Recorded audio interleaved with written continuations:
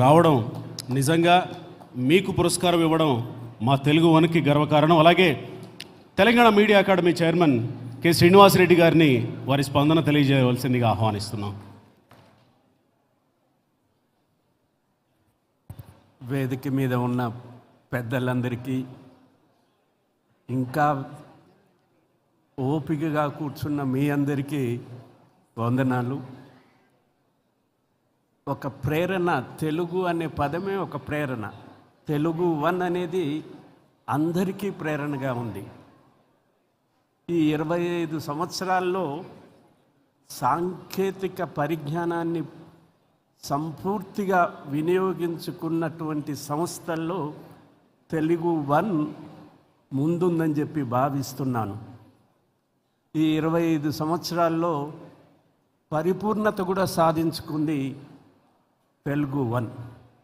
అన్ని రంగాలు ఏది విస్మరించకుండా సమాజానికి ఉపయోగపడే, అభివృద్ధికి దోహదపడే అన్ని రంగాలని తెలుగు వన్ సముపార్జించుకొని న్యాయం చేస్తుందని, ఇక ముందు అందరి అభిమానాలని ఇలాగే చూరగొలనాలి. ఇవాళ సమాజంలో వినేటటువంటి వినే చదివే వారంతా కోరుకుంటున్న అంశాన్ని పెద్దలు ముఖ్యమంత్రి గారు చెప్పారు.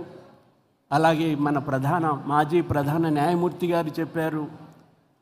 సోషల్ మీడియా ఏ రకంగా ఉందో, ప్రధాన మీడియా ఏ స్రవంతిలో కొనసాగుతుందో వాటిని పరిగణలోకి తీసుకొని ఆధారాభిమానాలు మరిన్ని చూరగొనాలని కోరుతూ నన్ను ఆహ్వానించినందుకు, గౌరవించినందుకు మీ అందరికీ, ఈ సంస్థకి కృతజ్ఞతలు తెలియజేస్తూ సెలవు.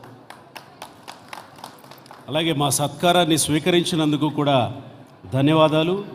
మీలాంటి వ్యక్తులు తెలుగుకి, తెలుగు ప్రజలకి, తెలుగు జాతికి స్ఫూర్తివంతమైన వాళ్ళు. శ్రీమతి దీపా వెంకట్ గారిని వారి స్పందన తెలియజేయవలసిందిగా ఆహ్వానిస్తున్నాం.